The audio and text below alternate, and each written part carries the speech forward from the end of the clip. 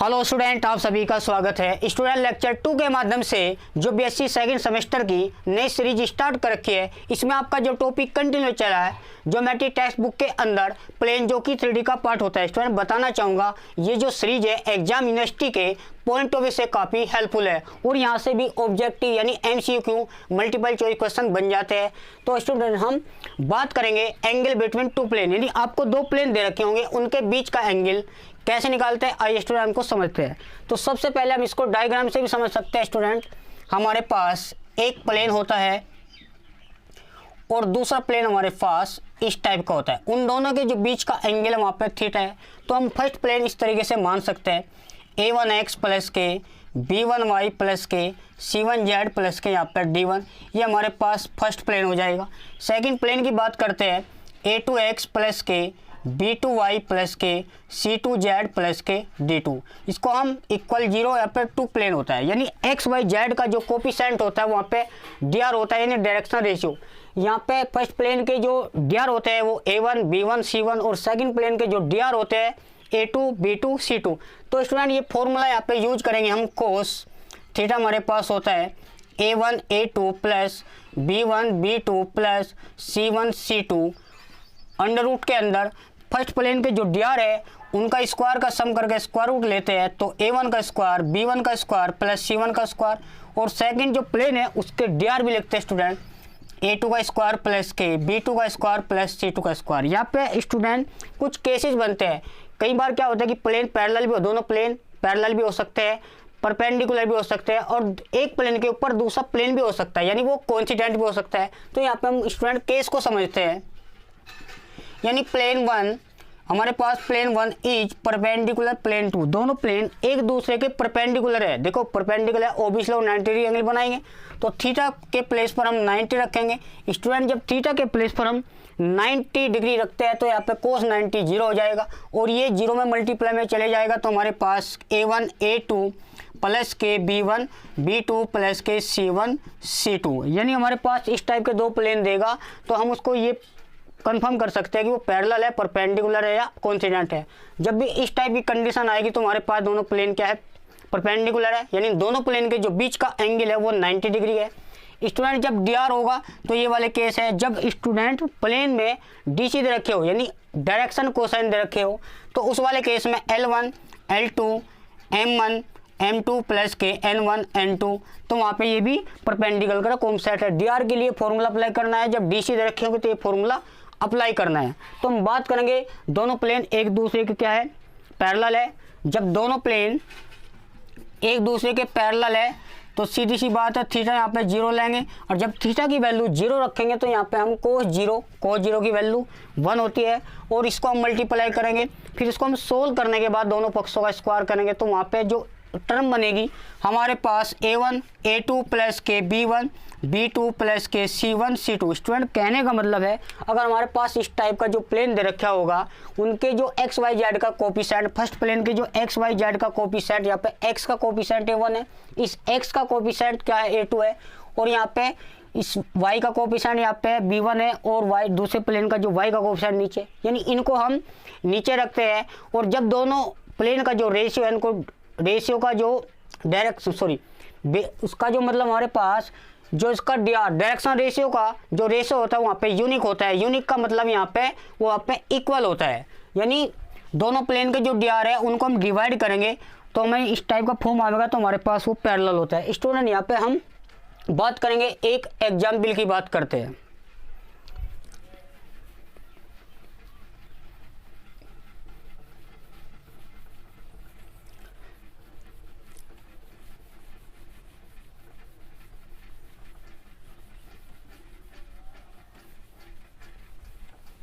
अब यहाँ पे इन्होंने दे रखा है कि दो प्लेन दे रखे हैं, उन वे दोनों ये चेक करना है कि हमारे पास दोनों पैरेलल है या दोनों प्लेन परपेंडिकुलर है, दोनों प्लेन एक दूसरे के ऊपर है, ये हमें वेरीफाई करना है। तो स्टूडेंट यहाँ पे एग्जाम्पल 1, एक्चुअली एग्जाम्पल 1 है, इसको समझ लेना। तो यहाँ पे इसका हम सोल्यूशन है, तो पहले हम प्लेन की बात करेंगे। तो फर्स्ट प्लेन दे रखा है 2x प्लस के y प्लस के 3z और यहाँ प्लस के 4 साइड में दे रखा है, ये हमारे पास फर्स्ट प्लेन है। एंड सेकंड प्लेन दे रखा है 4x प्लस के 2y प्लस के 6z प्लस के 5। यहाँ पे ये प्रूव करना है प्लेन पैरेलल है। तो स्टूडेंट पैरेलल की कंडीशन मैंने बताई थी A1/A2, B1/B2 और C1/C2। अगर ऐसी कंडीशन फॉलो होती है तो प्लेन पैरेलल होगा, यानी उनके बीच का जो एंगल है वहाँ पे 0 डिग्री होगा। तो स्टूडेंट कुछ नहीं करना, x का कोफिशिएंट यहाँ पे ऊपर रखिए और ये x का कोफिशिएंट, फर्स्ट प्लेन का y का कोफिशिएंट, सेकंड प्लेन का y का कोफिशिएंट नीचे रखेंगे। तो यहाँ पे z का कोफिशिएंट और यहाँ पे z का कोफिशिएंट, इन यहाँ पे देखते हैं तीनों जो टर्म है सेम है या नहीं। इसको डिवाइड करेंगे तो 2 1 जा 2, यहाँ पे 2 2 जा 4, 1/2, 3 1 जा 3, 3 2 जा यहाँ। स्टूडेंट देखते हैं तो जो तीनों टर्म है वो सेम है, यानी यहाँ पे 1/2 1/2 दोनों प्लेन के जो डायरेक्शन रेशियो है उनका जो रेशियो है वहाँ पे यूनिक है। यूनिक का मतलब यहाँ पे सेम है। जब भी ऐसी कंडीशन आती है तो दोनों प्लेन वहाँ पे पैरेलल हो गए, यानी दोनों के बीच का जो एंगल होगा वहाँ पे 0 डिग्री होगा। स्टूडेंट यहाँ पे कुछ पॉइंट समझते हैं, बहुत इंपॉर्टेंट पॉइंट है। देखो यहाँ पे इसका डबल हो रहा, यहाँ पे इसका डबल 1 है तो 1 का डबल 2 हो जाएगा, और यहाँ पे जेड का कॉम्पोनेंट 3 इसका डबल है, यहाँ पे 6 है। स्टूडेंट यहाँ पे अगर इसका भी डबल होता, देखो अगर हम ऐसे समझे y प्लस के 3z प्लस के 4 होता, और यहाँ पे 4x, यहाँ पे 2y, यहाँ पे 6z और इसका 8 हो जाता। देखो जैसे x y z के कोफिशिएंट के यहाँ पे डबल हो रहे, तो यहाँ पे ये कांस्टेंट है, यहाँ पे d। देखो नॉर्मली आप प्लेन का जो जनरल इक्वेशन होता था हमारे पास ये होता है d, यहाँ पे कांस्टेंट है तो ये यहाँ पे इसका डबल होता। तो डबल होने का मतलब यहाँ पे दोनों प्लेन क्या है, एक ही होते, यानी दोनों प्लेन एक दूसरे के ऊपर लाई करते। कहने का मतलब वो दोनों प्लेन एक ही होते। जब भी ऐसी कंडीशन है वहाँ पे उस वाले केस में कोइंसिडेंट प्लेन होता है, यानी दोनों प्लेन कोइंसिडेंट तब होंगे जब दोनों प्लेन एक ही होंगे। तो इस तरीके से हम इसको स्टूडेंट समझ सकते। बात करेंगे हम परपेंडिकुलर डिस्टेंस।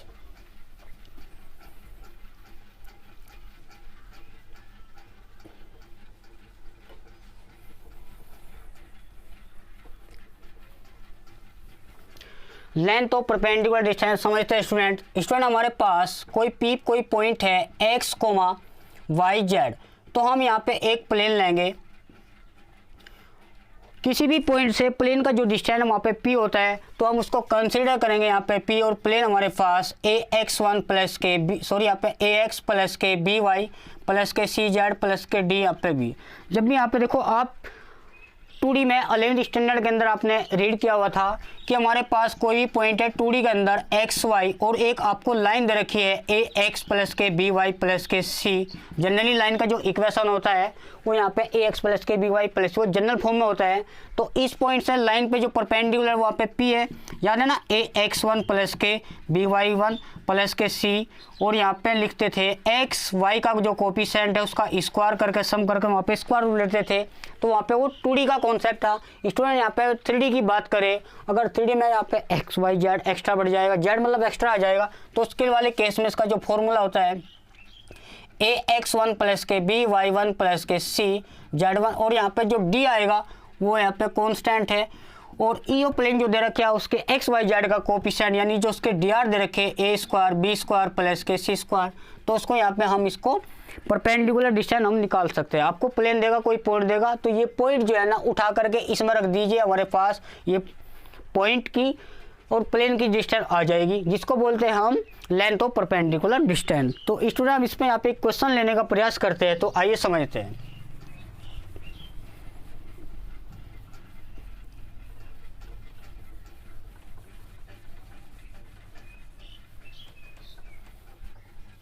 अब यहाँ पे हमारे पास दे रखा the distance of the plane, हमारे पास ये प्लेन है और फ्रॉम दिस पॉइंट, यानी इस पॉइंट से हम प्लेन की डिस्टेंस निकालते हैं। तो सबसे पहले हमारे पास जो पॉइंट दे रखे हैं स्टूडेंट्स, हमारे पास 1, 2, 0, और एक प्लेन हमारे पास वो गिवन है।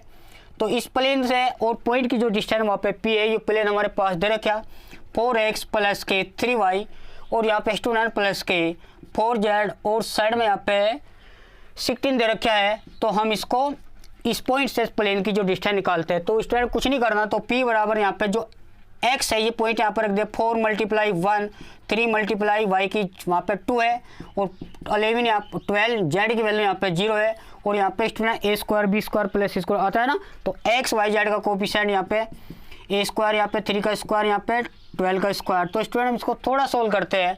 तो हमारे पास देखो यहाँ पे जो पॉइंट दे रखे इन्होंने 1, 2, 0, और हम यहाँ पे 4 × 1 करते हैं, और यहाँ पे 3 × 2 करते हैं। स्टूडेंट यहाँ पे 2 है, इसको करेक्शन कर लेना, और यहाँ पे z यहाँ पे 0 है। जब इसको हम सोल्व करेंगे तो यहाँ पे हमारे पास 4 प्लस के 3 2 जा 6 और हमारे पास को सोल्व करेंगे। देखो यहाँ पे जो पॉइंट दे रखे इन्होंने 4x प्लस के 3y प्लस के 3y प्लस के स्टूडेंट यहाँ पे 12z है, तो z की वैल्यू वहाँ पे 0 है। जब इनको हम सोल्व करेंगे तो स्टूडेंट समझते हैं हमारे पास 4 यानी 3 2 जा 6, हम इसको सोल्व करेंगे 144 प्लस के 25, तो हमारे पास जो आंसर आएगा जब हम इसका स्क्वायर रूट लेंगे तो हमारे पास कितना आएगा स्टूडेंट, हमारे जो पास आएगा वो 13 आएगा, यानी 169 जो किसका स्क्वायर रूट है, तो हम इसको ऐड करेंगे तो हमारे पास जो 10 हो जाएगा वो ये इसकी डिस्टेंस हो जाएगी। ठीक है स्टूडेंट, बात करेंगे हमारे पास, देखो स्टूडेंट यहाँ पे डी भी आता है। देखो यहाँ पे जो पॉइंट है आपका फॉर्मूला मैंने बताया था, प्लीज करेक्ट इट। तो ax1 प्लस के by1 प्लस के cz1 प्लस डी भी आता है, ठीक है। यहाँ पे ए स्क्वायर बी स्क्वायर तो आता ही आता है, तो ए स्क्वायर बी स्क्वायर प्लस के सी स्क्वायर, तो यहाँ पे डी यहाँ पे 16 हो जाए। जब इसमें ऐड करेंगे स्टूडेंट 16 तो हमारे पास कितना हो जाएगा 26, और 26 को 13 से डिवाइड करते हैं तो हमारे पास ये पी की जो डिस्टेंस हमारे पास 2 आ जाएगी। तो इस तरीके से स्टूडेंट हमको कर सकते हैं। बात करेंगे हम स्टूडेंट, नया क्वेश्चन है, आपको 2 प्लेन देगा, उनके बीच का जो एंगल है क्वेश्चन की प्रैक्टिस से ही क्लियर होता है, समझते हैं।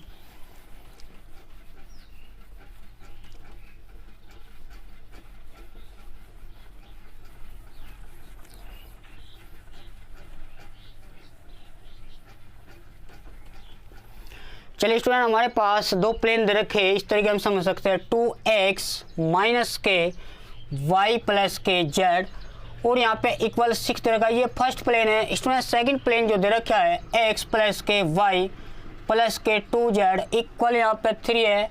तो इन दोनों प्लेन का जो बीच का एंगल है वो हम कैसे निकालते हैं, मैंने आपको फार्मूला बताया था, कोस थीटा इक्वल होता है a1 a2 प्लस के b1 b2 प्लस के c1 c2, और यहाँ पे फर्स्ट प्लेन के जो डी होते थे a1 square b1 square plus c1 square, उनको स्क्वायर का जो सम करते इसका स्क्वायर रूट लेते थे। और दूसरे प्लेन की बात करेंगे यहाँ पे a2 का स्क्वायर प्लस के b2 का square plus c2, general formula बताता ना, तो स्टूडेंट हमको डायरेक्ट भी कर सकते हैं।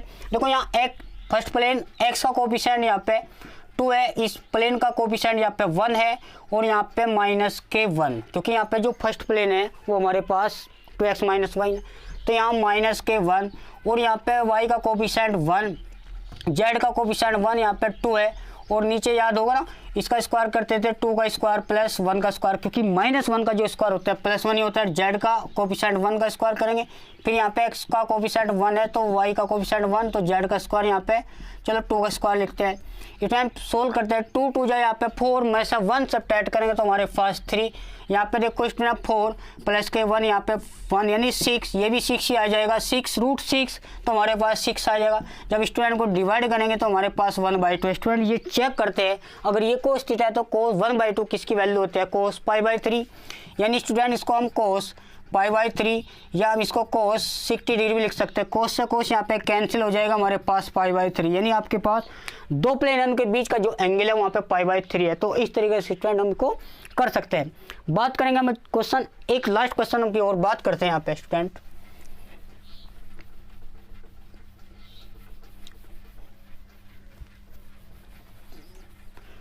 यहाँ पे कहा एंगल, यहाँ पे sorry length of perpendicular from इस पॉइंट से। देखो लेंथ जब परपेंडिकुलर पूछा, कोई पॉइंट दे रखे हैं यहाँ पे, वैसे जो कोऑर्डिनेट होते हैं तीनों कोऑर्डिनेट यानी x और y 0 है, तो यहाँ पे ओरिजिन पॉइंट की बात करिए 3D के अंदर।